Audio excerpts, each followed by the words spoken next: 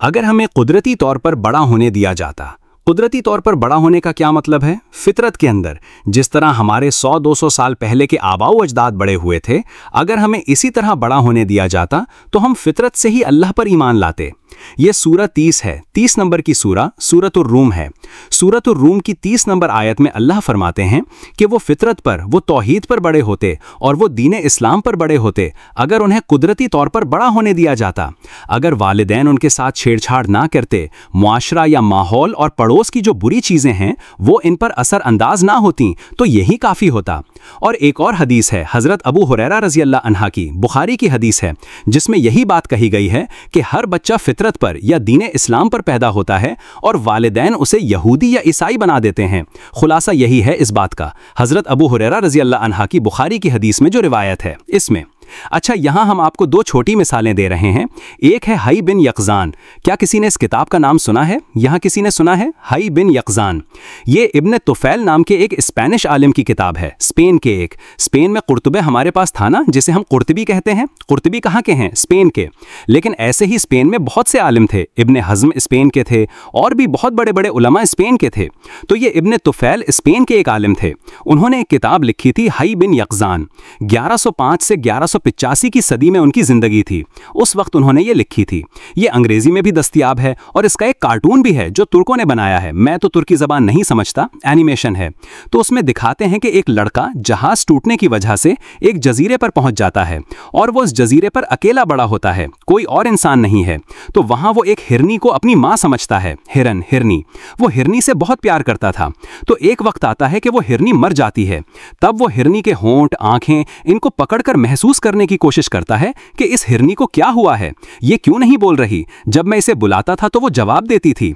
तब वो जन्म, मौत, जिंदगी, इन सब के बारे में सोचना शुरू करता है और वो खुद ही समझ जाता है, अकेला अकेला बड़ा होकर, यानी फितरत के अंदर से ही वो समझता है कि अल्लाह हैं, अल्लाह ही हमारे खालिक हैं, अल्लाह ने ही उसूल बनाए हैं, अल्लाह के उसूलों पर दुनिया चल रही है। ये सब वो खुद ब खुद समझ जाता है।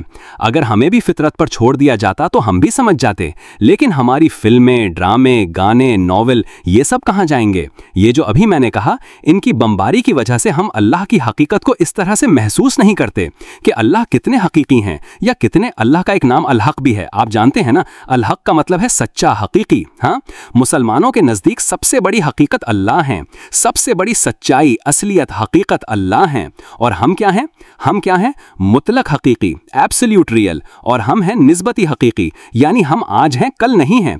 इस जगह, इस मिंबर पर 100 साल बाद यहाँ कोई नहीं है ना।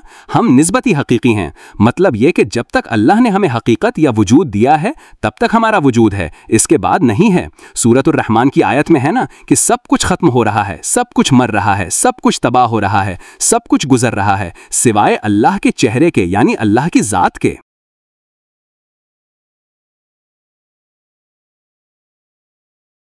अल्लाह ही वाहिद हकीकी हैं, मुतलक हकीकी अल्लाह हैं और हम निस्बती हकीकी हैं। आज हैं कल नहीं हैं, आज हम हकीकी हैं कल हम हकीकी नहीं हैं। समझे? ये समझने की बात है। तो ये मुसलमानों की बात है। काफिरों की बात क्या है? मगरबियों की बात क्या है? वो कहते हैं कि रियल लफ्ज एक लातीनी लफ्ज रेस से आया है। रेस का मतलब क्या है? चीज, जिसे हम पकड़ सकते हैं वो रियल है, यानी जिसे वो देख सकते हैं वो रियल है, जिसे वो पकड़ सकते हैं वो रियल है। वहीं से रियलिटी आया है। और जिसे हम सबसे बड़ी हकीकत समझते हैं, सबसे बड़ी सच्चाई समझते हैं, क्या हमने उसे देखा है? हमने उसे नहीं देखा है। तो यहाँ ये समझना होगा कि ज़हनियत अलग है। काफिरों, मुशरिकों, मगरिबियों, हिंदुओं या दुनिया में जितने भी दूसरे मज़ाहिब हैं, सबकी एक ज़हनियत है और हमारी एक ज़हनियत है। हमारे सोचने का तरीक़ा अलग है। अच्छा, आए हम थोड़ा और आगे चलें। बहुत बड़ी बहस है तो मैं देखूं कितना वक्त हो गया है। मैं देखता हूं हमने कितने बजे शुरू किया मुंतज़िम? 7:40 पर, 60:40। तो हमें कितना वक्त हो गया है? फ़र्ज़ करें कि तकरीबन 40 मिनट हो गए हैं ना।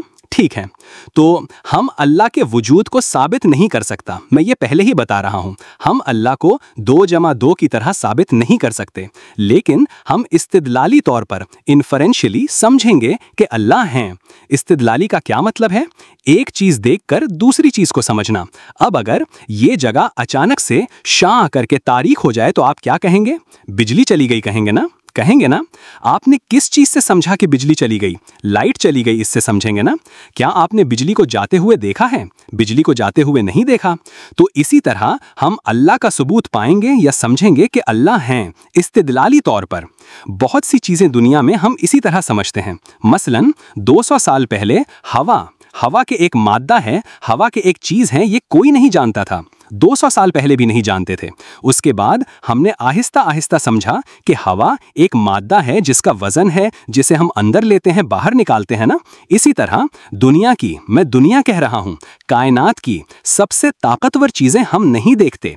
मसलन ये जिसे हम कहकशा कहते हैं, हम जो रात के तारीक आसमान में देखते हैं, तारे, एक एक धुंधले धुंधले से तारे नजर नहीं आते, उसे कहकशा कहते हैं। एक कहकशा, उसके अंदर हम हैं। और क्या है? सैकड़ों करोड़ों तारे हैं, सैकड़ों करोड़ों तारे हैं।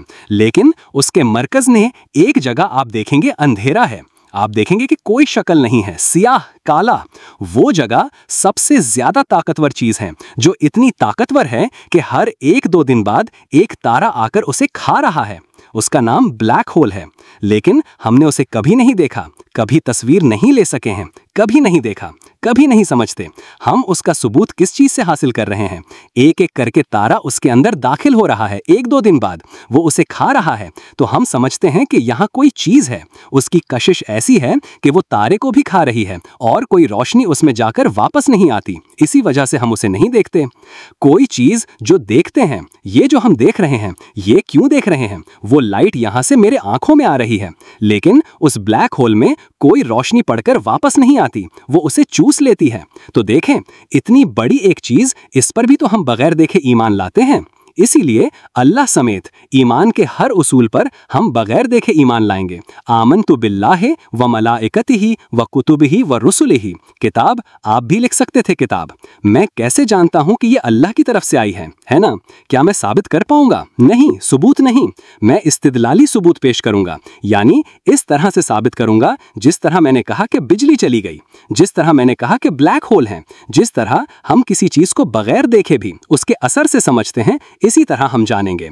अच्छा, तो यहाँ अल्लाह कुरान में बहुत जगह इंसानों को मंतक से अपन तरफ बुलाया है, अपने दीन की तरफ बुलाया है। मसलन सूरह निसा की 82 नंबर आयत में कहा है कि क्या वो कुरान पर गौर नहीं करते? अगर कुरान अल्लाह के अलावा किसी और की तरफ से आता तो उसमें वो बहुत सी बेरब्तियां पाते। ये आपके लिए एक चैलेंज है, आप इस चैलेंज को कबूल कर सकते हैं। सूरह निसा की 82 नंबर आयत कि वो बहुत सी बेरब्तियां पाते, आप कर सकते हैं। मेरे एक भाई हैं, उनका घर सिलहट में है। मैं नाम नहीं बता रहा क्योंकि वो मशहूर आदमी हैं। वो ढाका यूनिवर्सिटी के टीचर हैं, एक मुकम्मल प्रोफेसर थे। उन्होंने कुरान पढ़ना शुरू किया था कुरान की गलतियां निकालने के लिए। वो नास्तिक थे, वो काफिर थे, नास्तिक थे, कम्युनिस्ट थे। कुरान पढ़ना शुरू किया था कुरान की गलतियां निकालेंगे देखकर। इसके बाद लेकिन मेरी जब उनसे मुलाकात हुई तो एक कुर्ता, स्पंज की चप्पल, पैंट, सर पर टोपी, एक कपड़े का झोला लेकर मस्जिद तफसीर कर रहे थे। समझे ना? तो ये भी अगर आप लें, ये चैलेंज के देखते हैं तो कुरान के अंदर क्या बेरब्ती है। अल्लाह चाहे तो आपको हिदायत हो सकती है, अगर आप नास्तिक हैं, आप अग्नोस्टिक हैं तो। अगर हैं तो आजकल ये सब तो फैशन है, नास्तिक होना एक फैशन है। तो बहरहाल आपका कुरान मतलब अल्लाह जो है ये समझने के लिए साइंस, फिजिक्स इनकी कोई ज़रूरत नहीं है। तो फिर अल्लाह रसूल को अल्लाह अब पैदा ना करते। अल्लाह हैं ये समझने के लिए बहुत बड़े किसी चीज़ की ज़रूरत नहीं है। सिर्फ दिल और बातिन को खोलकर सोचने की बात है। दिल और बातिन को खोलकर सोचने की बात है। एक कहानी है बदुओं की, आपके अरब मुल्क के बदुओं की, कि वो तो भेड़ चराते हैं, दिनों तक मैदान में रहते हैं या बाहर रहते हैं। तो एक छोटा भेड़ चरवाहा दूसरे से कह रहा है कि हम तो अल्लाह को नहीं देखते, अल्लाह जो है ये कैसे समझेंगे? तो वो बड़ा जो है वो उसके जिस्म पर एक लकड़ी से थोड़ा सा हल्का सा मार कर कह रहा है कि ये जो ऊंट की गोबर देख रहे हैं, हम तो यहाँ कोई ऊंट नहीं है। क्या हम नहीं जानते कि यहाँ ऊंट एक वक्त था? गोबर देखकर हम समझते हैं कि ऊंट यहाँ से चलकर गया है ना। अल्लाह की तख्लीक देखकर हम समझेंगे कि अल्लाह हैं। अल्लाह की तख्लीक देखकर हम समझेंगे अल्लाह हैं। आप अगर एक जजीरे पर जाएं, जो जजीरे पर फ़र्ज़ करें मैंने जो हई बिन यकज़ान की बात कही, जो कहानी की बात कही, उस जजीरे पर अगर आप जाएं, एक जजीरे पर गए, जाकर देखा कि खूबसूरत घर है, उसके अंदर बिस्तर है, पलंग है, मतलब पानी का सामान है, कप प्याले हैं, आप क्या सोचेंगे कि ये खुद ब खुद बन गए हैं? सोचेंगे या सोचेंगे कि कोई एक आकर ये घर बनाया है, ये चीज़ें लाया है, शायद कहीं है मैं देख नहीं रहा हूँ, या शायद वो मर भी गया है, वो भी हो सकता है। लेकिन आप यकीनन पागल भी ये नहीं कहेगा कि ये ऐसे ही हो गया है। अब आप कायनात के अंदर मतलब जिस तरफ भी देखेंगे उस तरफ आप देखेंगे कि यही बात अल्लाह, इसके बाद एक और आयत आ रही है, सूरह आले इमरान की एक आयत आएगी जहां अल्लाह फरमाए हैं, 190 नंबर आयत, जहां अल्लाह फरमाए हैं कि रात और दिन के उलट, मतलब रात और दिन जो एक के बाद एक आता है, और कायनात की तख्लीक की तरफ देखें तो हम समझते हैं कि इसके अंदर हमारे लिए निशानियां हैं और हमारे लिए सबक है। बिल्कुल सही मैं बात पढ़कर बता दूं आपको। यहां है कि आसमानों और ज़मीन की तख्लीक के अंदर, मतलब तख्लीक की तरफ देखें और रात और दिन की तब्दीली की तरफ देखें तो हम उसके अंदर अल्लाह की निशानियां हैं, आयत है अल्लाह की। और हम जो मैन ऑफ अंडरस्टैंडिंग है, जो जिनका अकल है या जिनका है, उनके लिए इसके अंदर निशानियां हैं। ये बातें क्यों फरमाई अल्लाह ने? ये बातें इसलिए फरमाई आप, लेकिन मंतिक से अल्लाह उसकी तरफ बुला रहे हैं, उसके दीन की तरफ बुला रहे हैं, उसके बारे में सोचने की बात कर रहे हैं। मंतिक, साइंस, थोड़ा सोचेंगे, थोड़ा समझेंगे। अच्छा, काफिर, मुशरिक, कम्युनिस्ट, एग्नोस्टिक या चेतनापंथी, क्या कहते हैं, मानवतावादी, सब है ना हमारे मुल्क में। हमारे मुल्क में तो नास्तिक हैं, सेक्युलर हैं, धर्मनिरपेक्ष हैं, कितने कुछ हैं। वो क्या कहते हैं कि इंसान जिसे नहीं जानता उसे डरता है। सो अल्लाह को तो इंसान नहीं जानता, इसलिए झूठा डरता है, अनजान को डरता है। बात लेकिन जुज़वी तौर पर सच है, पूरी झूठी नहीं है। क्योंकि मुझे याद है मैं जब छोटा था, मेरी नानी का घर सिलहट के जोकीगंज गांव में, बिजली नहीं थी तब, सवाल ही पैदा नहीं होता कोई।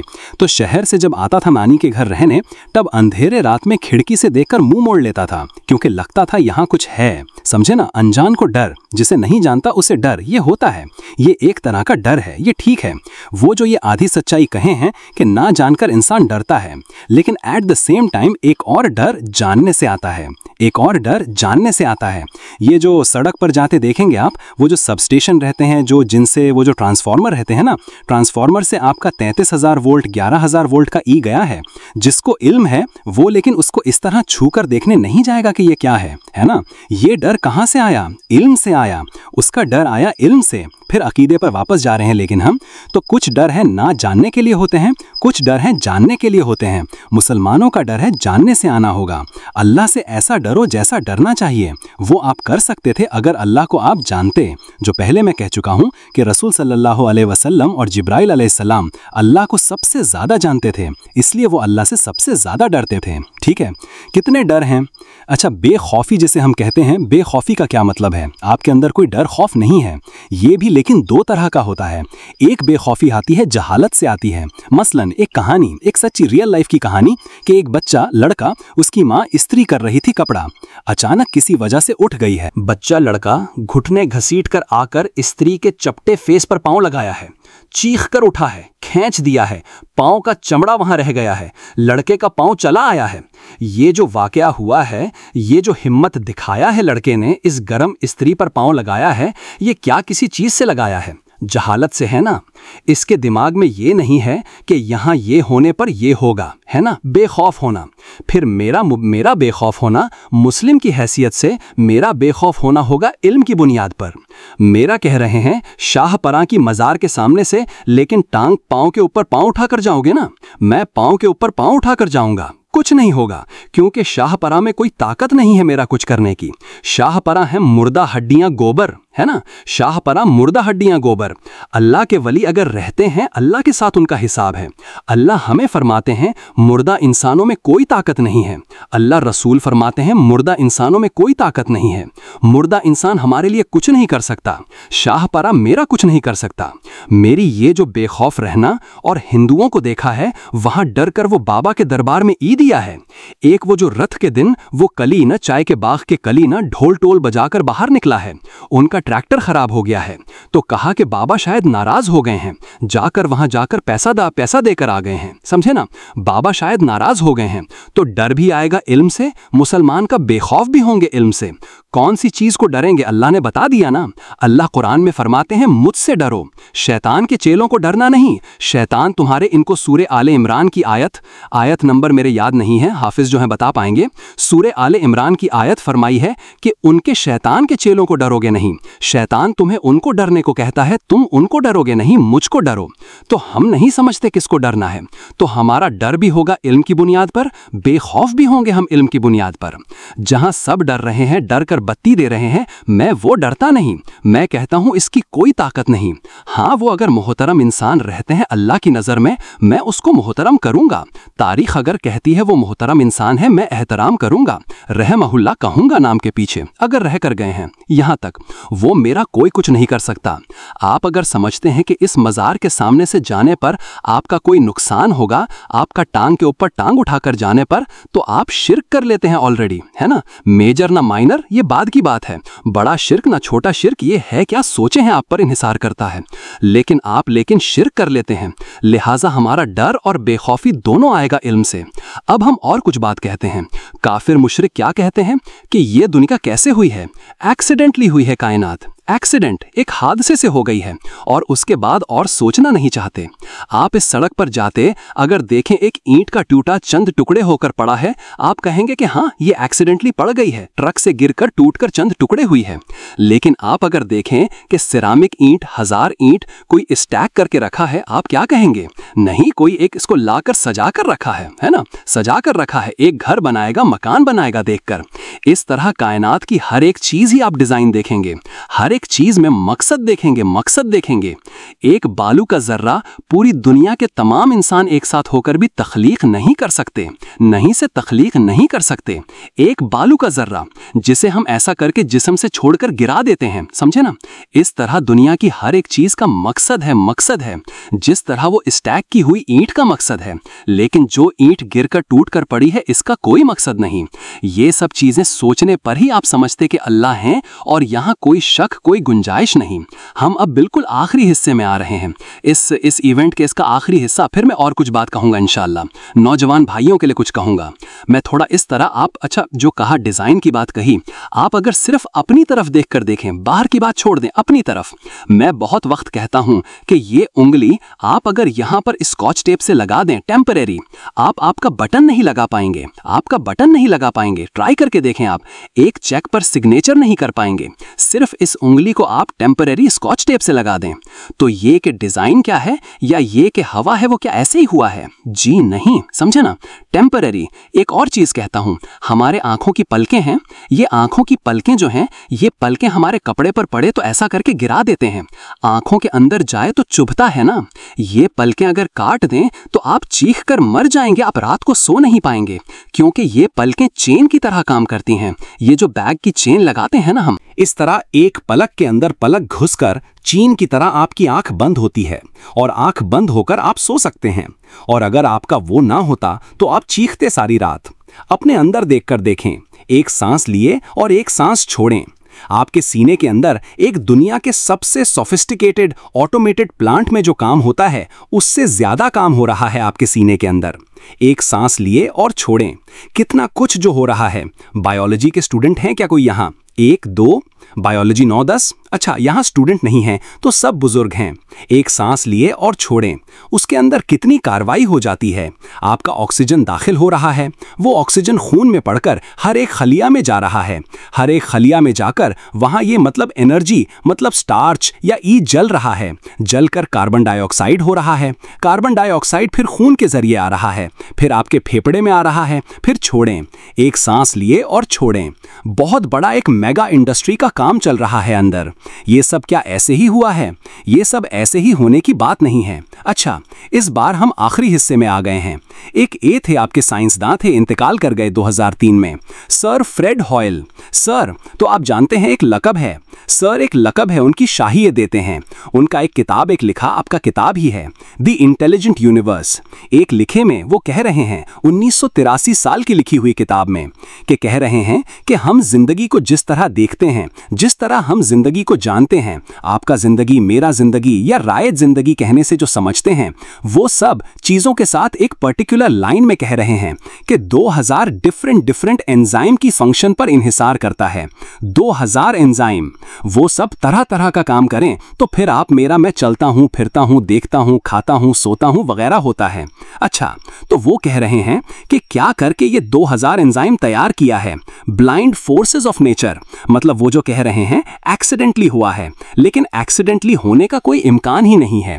उसके बाद के वो कह रहे हैं कि हिसाब करके, मतलब ये सब स्टैटिस्टिक्स बोलते हैं ना, हम एक शुमारियात बोलते हैं। शुमारियात में जब हम बोलते हैं कि ये चीज का इम्कान कितना है, कोई भी एक चीज इम्कान, फर्ज करें मैं एक कुछ कर रहा हूं, इसका इम्कान कितना है, हम कहते हैं 1 in 10, यानी 10 के अंदर एक इम्कान है। समझे? तो मतलब 10 के अंदर एक इम्कान है होने का और 9 इम्कान है ना होने का, इस तरह बोलते हैं।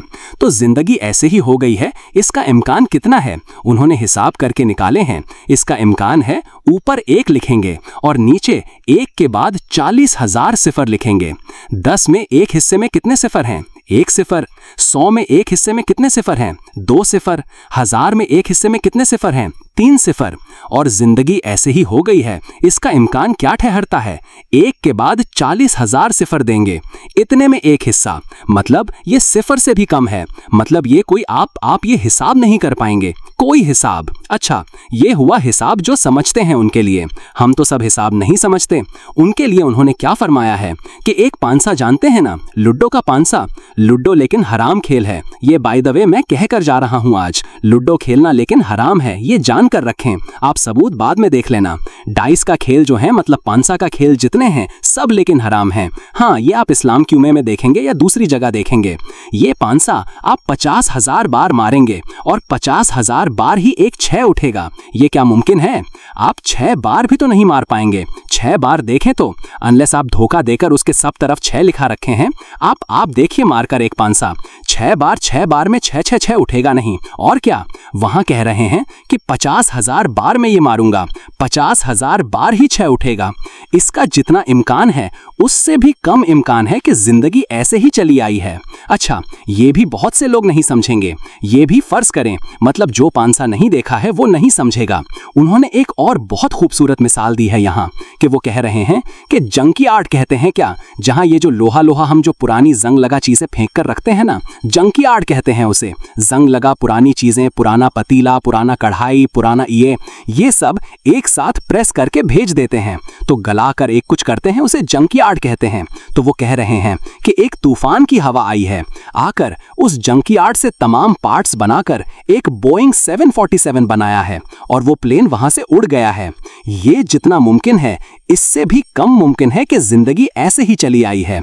तो अगर ऐसा है तो हम अब से सीरियसली सोचेंगे कि अल्लाह जो है, ये इनके बारे में हम खुद को कायल करेंगे, अपने बातिन के अंदर खुद को कायल करेंगे। अल्लाह के नामों को, अल्लाह के सिफात के बारे में पढ़ेंगे।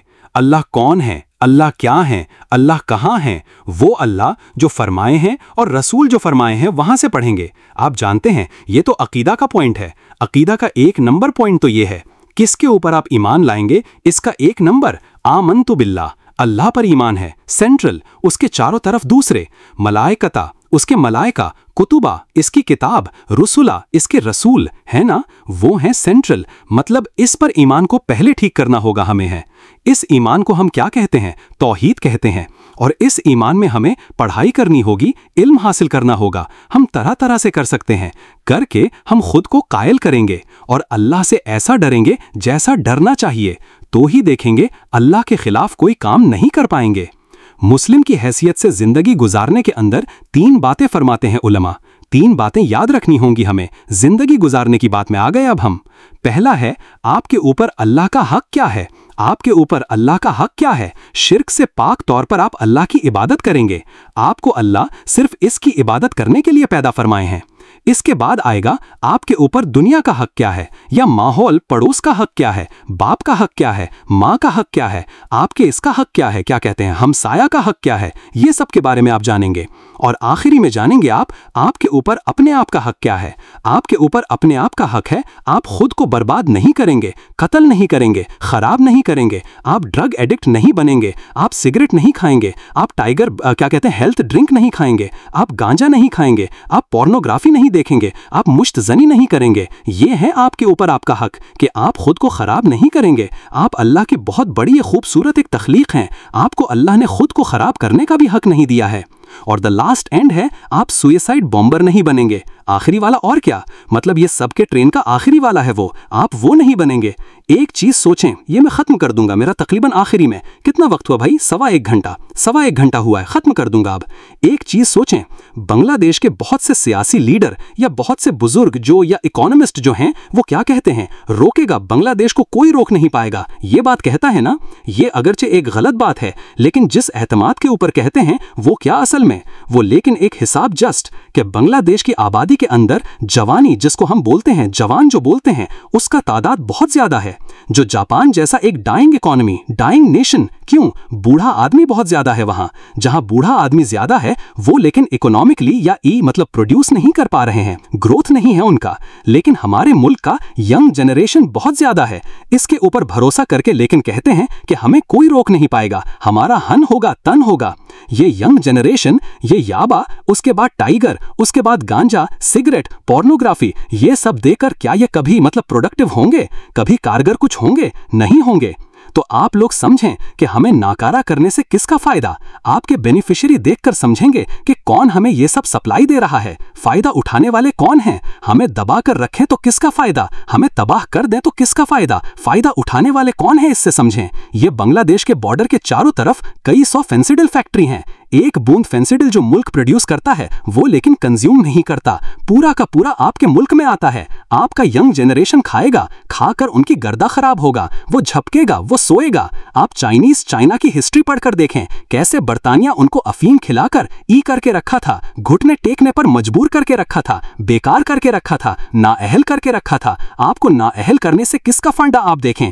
आपका प्रोडक्शन ना रहे तो किसका फायदा, ये सोचें। कौन आपको दबा कर रखना चाहेगा, कौन मुसलमानों को दबा कर रखना चाहेगा, क्या चीज से चाहेगा, एसटीडी जिनसी बीमारी से चाहेगा। आपकी गर्दा खराब होगा, आपकी आंख खराब होगी, आप झुक कर चलेंगे। आपका जब अब जवानी जिसका है, जंग में जाने का उसका सबसे बेहतरीन वक्त है। किस चीज की जंग करेंगे, आप तो झपक रहे हैं। आप सोते हैं रात को 4 बजे को, नींद से उठते हैं दोपहर 1:30 बजे को। आप किस चीज की जंग करेंगे, समझे ना। तो ये तमाम चीजें देकर आपकी यंग जनरेशन को खत्म करना कौन चाह रहा है, बांग्लादेश के दुश्मन और इस्लाम के दुश्मन। और इस पर भी अगर ना हो तो फिर आपके आईएस में शामिल होकर वहां खत्म करने की कोशिश कर रहा है आईएस। लेकिन एक ठीक इस तरह की एक चीज है, क्या हो रहा है, आईएस का मजमुई नतीजा क्या है, मुस्लिम उम्मत के सैकड़ों हजारों नौजवान बेवजह जान दे रहे हैं। ठीक ना बात, ये उलमा है, सर हिला रहे हैं। लिहाजा हम सोचेंगे ये जिंदगी हमारे अपने पास अल्लाह की अमानत है, अल्लाह की दी हुई अमानत है। इसको हम वेस्ट नहीं करेंगे, इसको हम तबाह नहीं करेंगे, इसको हम खराब नहीं करेंगे, इसको हम नाली में बहने नहीं देंगे। हर लम्हा जिंदगी की, फिर से कहता हूं, वक्त, दौलत, मेहनत, जहानत 4 नेमतें दिए हैं। नेमत की एक डेफिनेशन है जो खत्म हो जाता है। नेमत हमेशा नहीं रहेगा, आपका वक्त नहीं रहेगा, आपका लाइफ, आपका दौलत नहीं रहेगा, आपका जो आजकल ना भी रह सकता है, आपका मेहनत नहीं रहेगा, ये ताकत नहीं रहेगा, आपका जहानत भी नहीं रहेगा आपका। लिहाजा ये तमाम कुछ को अल्लाह को अगर आप इस तरह से ईमान लाते हैं जैसा ईमान लाना चाहिए, अल्लाह को अगर ऐसा डरते हैं जैसा डरना चाहिए, तो आप इसके मुताबिक, इसकी बात के मुताबिक, इसकी हिदायत के मुताबिक इस रास्ते में आप बहाओगे, आप इसको खराब नहीं करेंगे। सुब्हानक अल्लाहुम्मा व बिहम्दिक अशहदु अल्ला इलाहा इल्ला अंता अस्तगफिरुका व अतूबु इलैक। हम जो सुने हैं इसके अंदर कुछ अच्छा सुनकर रहे हैं तो तमाम तारीफें अल्लाह की, खराब कुछ सुनकर रहे हैं तो तमाम नाकामी मेरी है। हम वक्त देंगे इंशाअल्लाह खुद को कायल करने के लिए कि वो जो कहा मैंने, द रियल हक, अल्लाह का नाम सबसे बड़ा एब्सोल्यूट रियलिटी है अल्लाह, हम हैं रिलेटिव रियलिटी। और इसी तरह अल्लाह पर ईमान लाएंगे, इसी तरह अल्लाह को याद करेंगे कि अल्लाह देखते हैं, अल्लाह सुनते हैं, अल्लाह जानते हैं मेरे अंदर क्या है, और इसी तरह मैं अमल करने की कोशिश करूंगा। अस्सलामु अलैकुम।